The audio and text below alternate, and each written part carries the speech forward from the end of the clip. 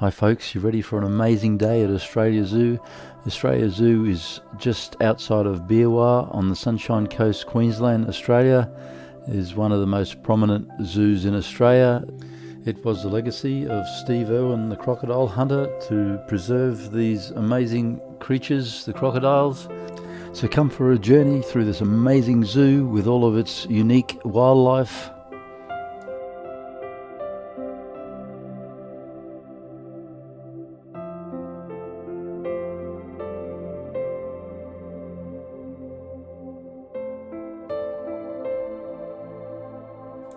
Steve Irwin was an amazing man, very passionate about wildlife.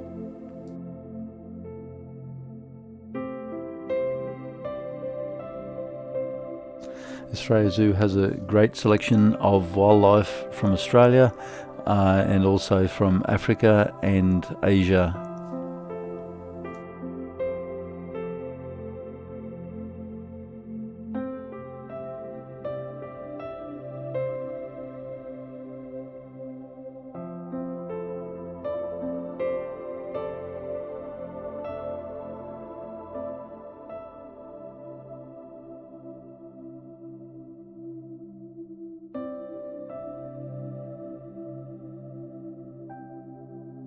Australia Zoo is approximately 1 hour north of Brisbane in Queensland. They do run specialised buses from different locations in Brisbane.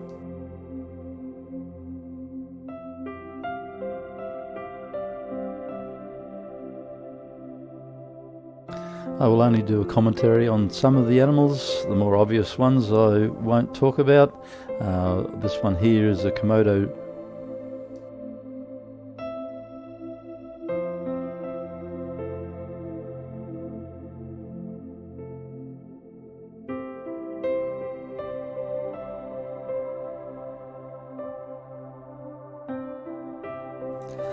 These American otters they're beautiful creatures.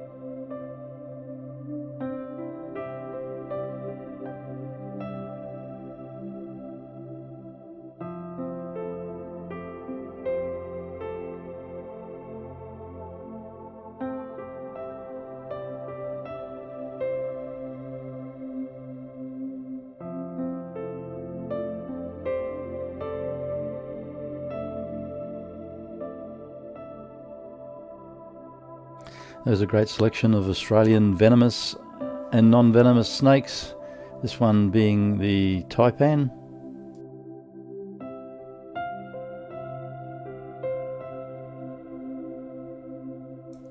Poison arrow frogs.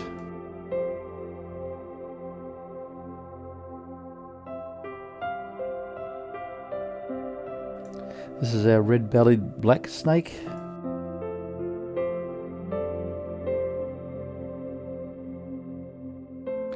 This snake is a mulga snake, affectionately known as a king brown because it's large and it's brown colour, but is actually a black snake. This is a tiger snake, obviously because of its prominent stripes.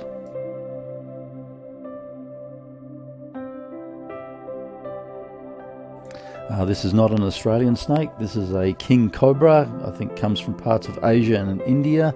Can grow up to 6 meters in length. Crazy. This is one very large snake.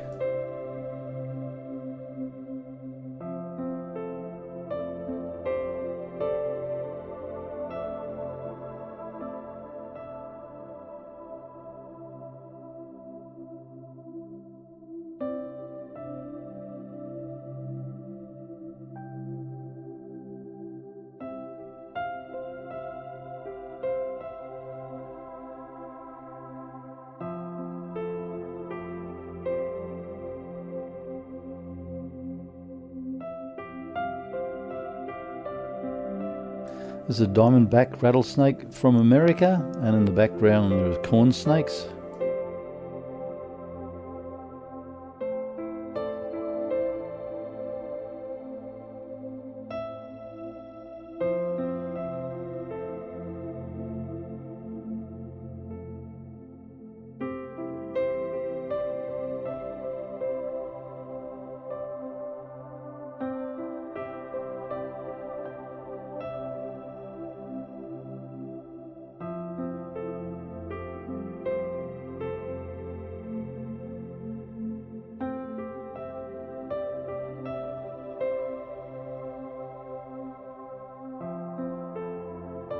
And this is our hairy-nosed wombat. It's the only one I could get this photo because they're all asleep.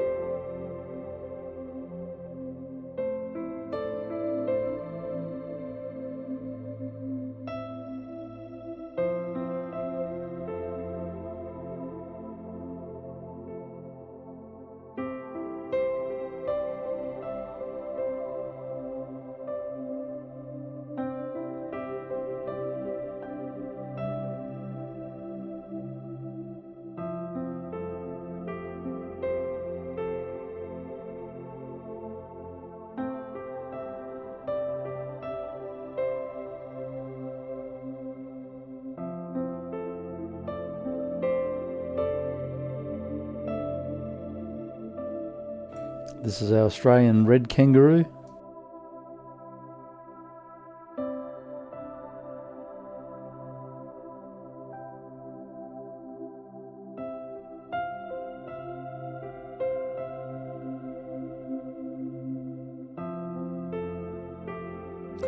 Don't try this at home, folks, with a wild one.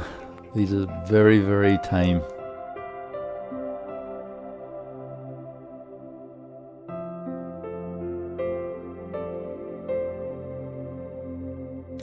I love these resting areas where the kangaroos can get away from the humans to have a break.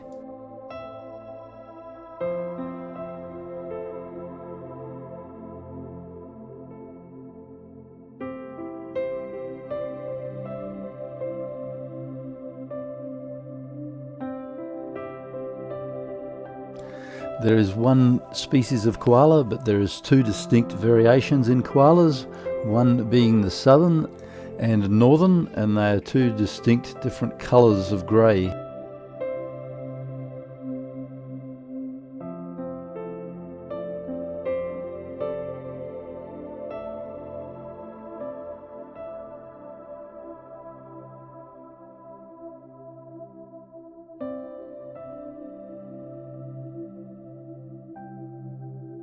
This is our Australian native bees, or sugar bag bees. Unlike European bees, they don't have any stingers. There are quite a few farms now in Australia that farm this amazing honey. They're extremely small, like a small fly.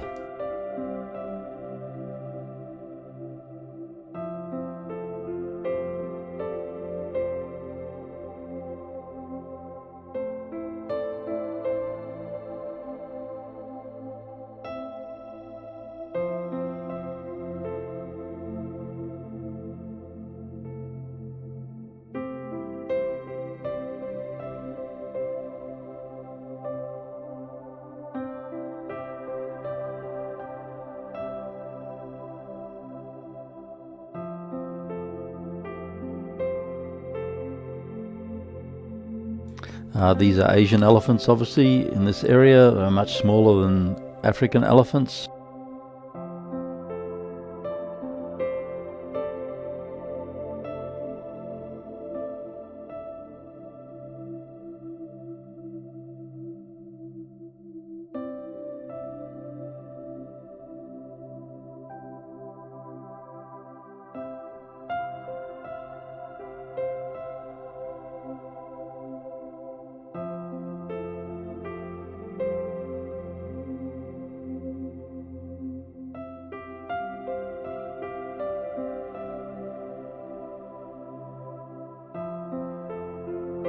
This is Tiger Temple. They have tiger shows here at 11 o'clock in the morning.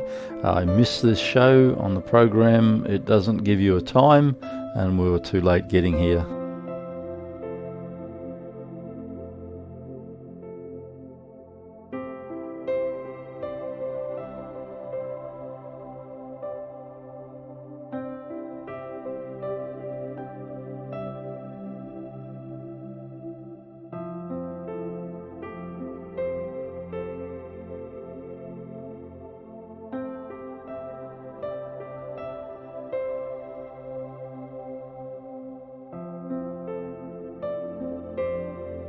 Looking across Bindi Island, which of course is named after Bindi Irwin, Steve's daughter.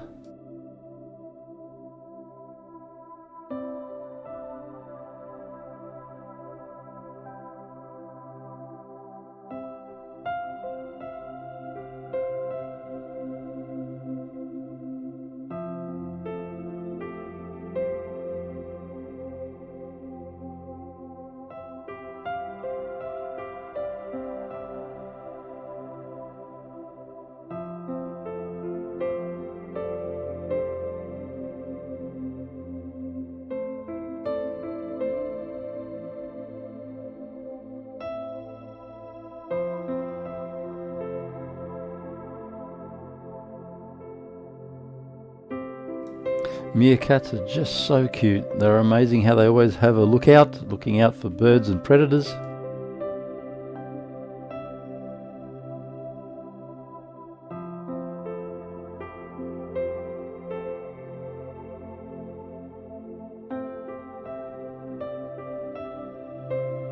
There are cafes situated at different spots around the zoo. It is quite a large area, so there's also toilet facilities at different locations around the zoo.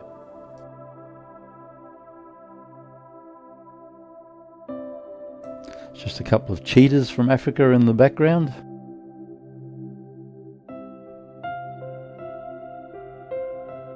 This amazing treehouse is on Bindi Island. It is like a 3-story treehouse built in a massive fig tree by the look of it.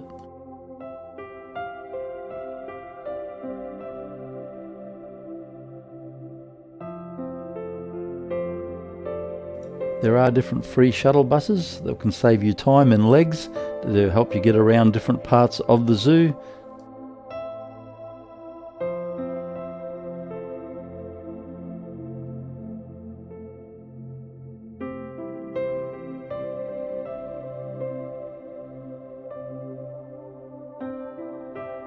This is the main restaurant called Crikey Cafe. The food here is actually quite good. It's your normal type of food, but the burgers and wraps were very good. Great view from this part of the restaurant, overlooking the crocodiles in their tanks. These birds are ibises. They are commonly known in Australia as bin chickens because they're always feeding out of bins.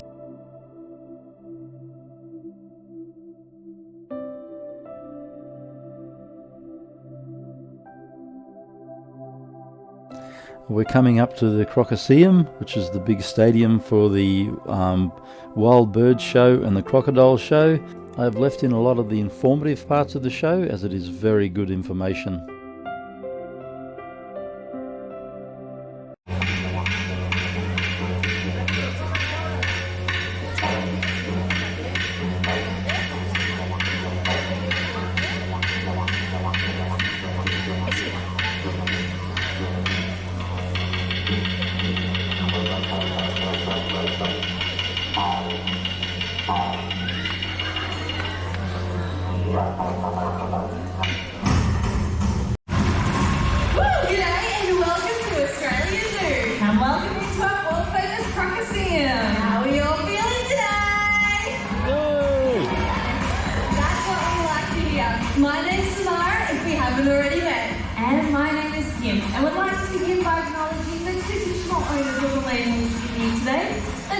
everybody and pay our respects to elders past, present and future. Thanks, Kim. Now before we get started, we'd like to have a bit of fun and get to know all of you. So who here is visiting us for the very first time today? Wow, so many of you and so many familiar faces as well. Well, we hope you're having an amazing day here at the zoo. First aid for an Australian snake bite is actually really simple and effective. Wildlife warriors! Today is a celebration of wildlife and conservation, and it's thanks to Steve Irwin that we can bring animals to you from all around the world.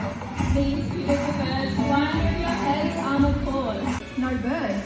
Too true, Crystal.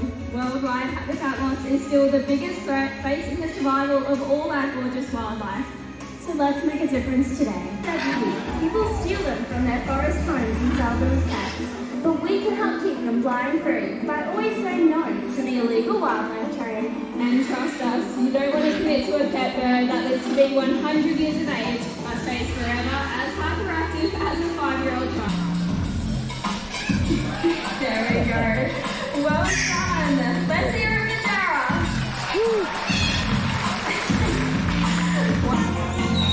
Now little Byron here, he's a bird of prey.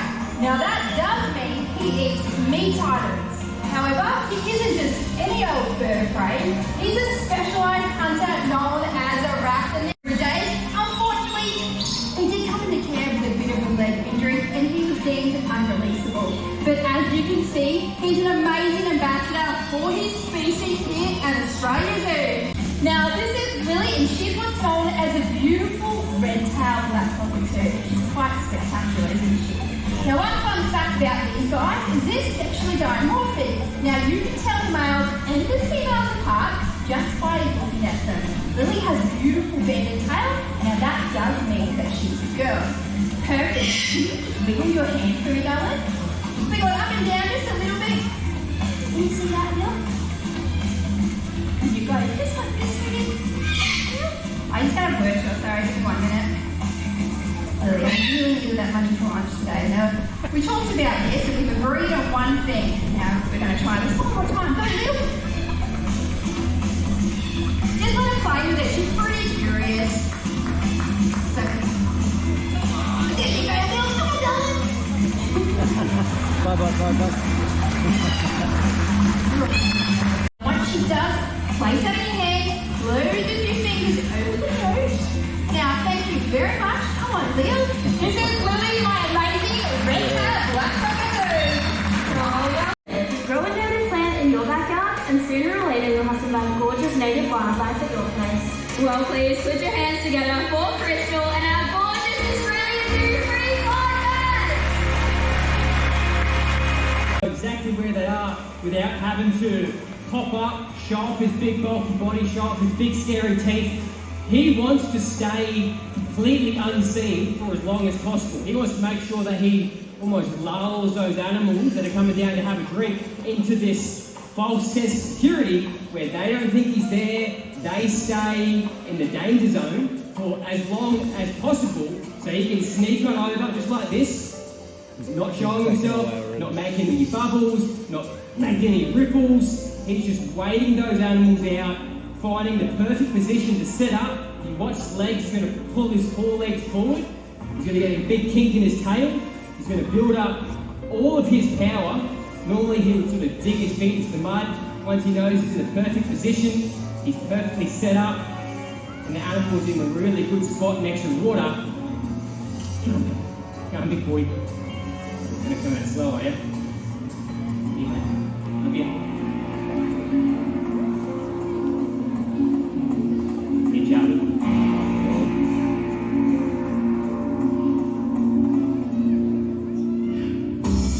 There you go. How cool is he, eh?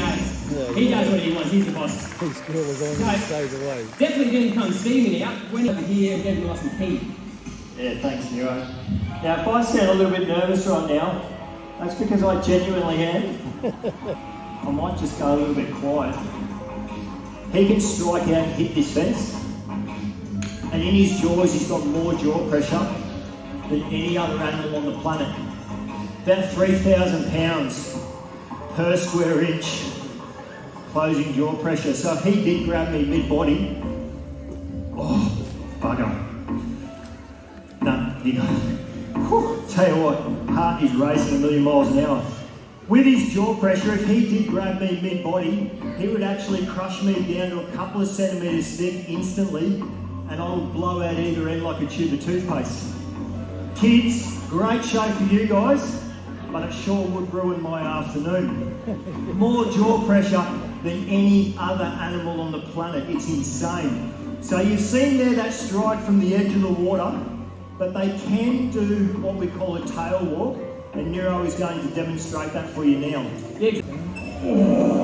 Launches up, grabs it, pulls it in. So it's something you have to keep in mind.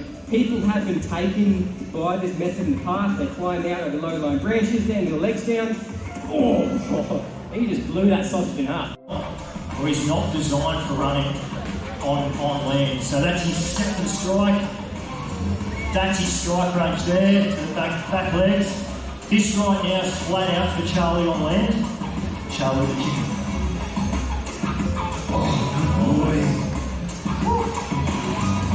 So he's fast from the tip of his nose out of the water to his back legs. He can strike that distance quicker than I can blink my eye, right? To put my money where my mouth is, now that he is out and his tail's out of the water, I'm even fairly confident that I can sit down here and look at him. The first thing he wants to do is go and get back in the water.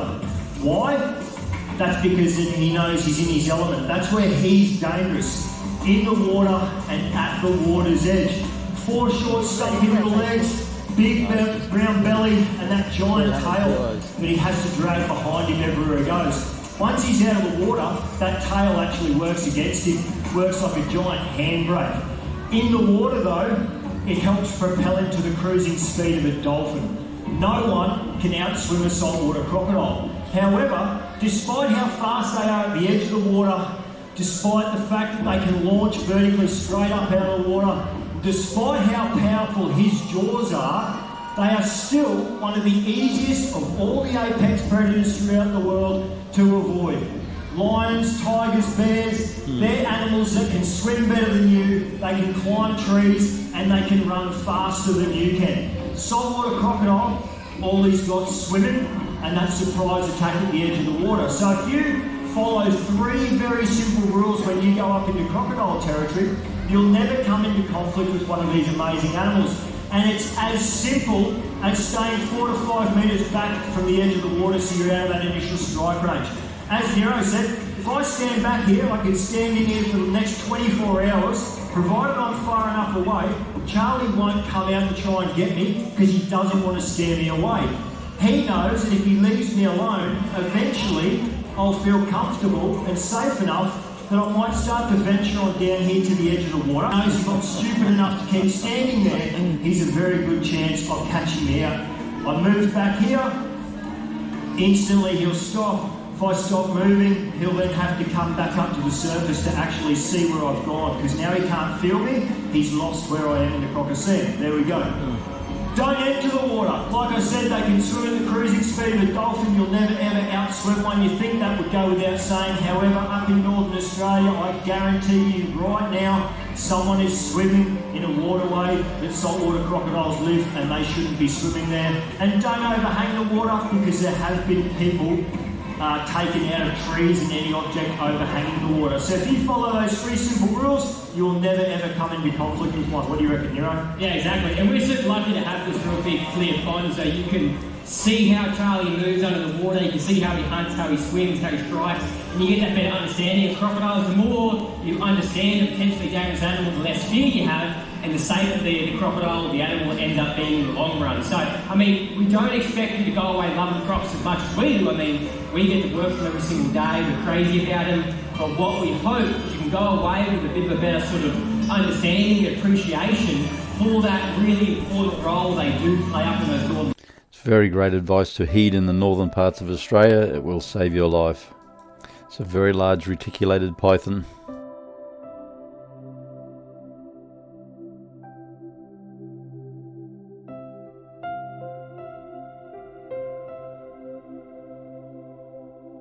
This is a new introduction since I was here last. There's a large number of prehistoric dinosaurs situated around the park.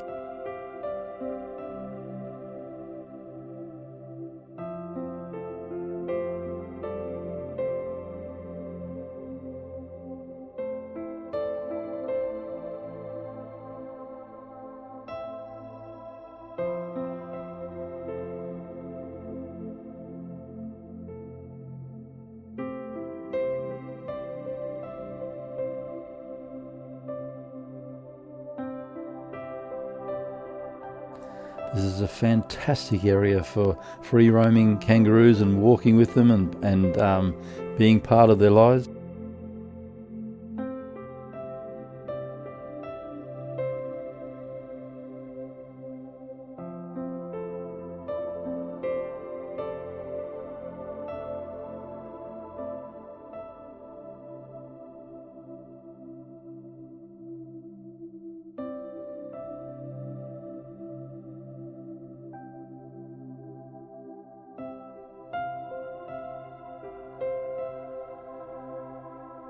If you've enjoyed this video, please check out our other videos on Aussies on Dream Travel, and please like and subscribe as it helps our channel grow immensely. Hello.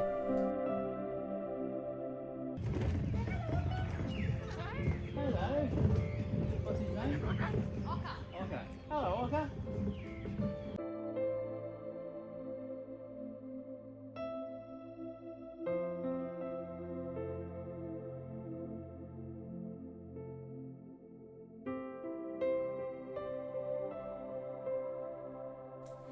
The jabiru is one of our largest birds in Australia.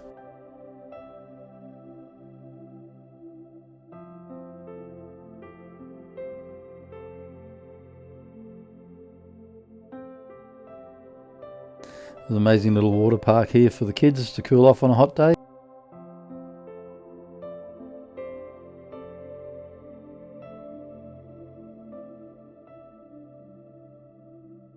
There's dingoes in the background, but they're too far away and they're laying down, you can't really see them. These are cassowaries. They won't come any closer, unfortunately. They're one of the most dangerous birds in the world.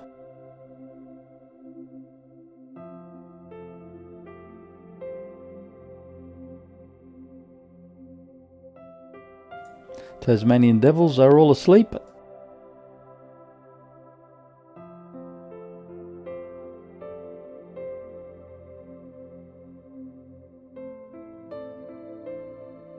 Well, I hope you've enjoyed this walking tour of Australia Zoo, and it has a fantastic show. I hope you take away some great information. As I said earlier, please like and subscribe, as it's what helps our channel to grow. We look forward to having you with us for our next video, which will be another highlight from the Sunshine Coast, and then I'm going to do one on the highlights of all of the Sunshine Coast, and then we're off for a trip to Europe again. Thank you so much for watching.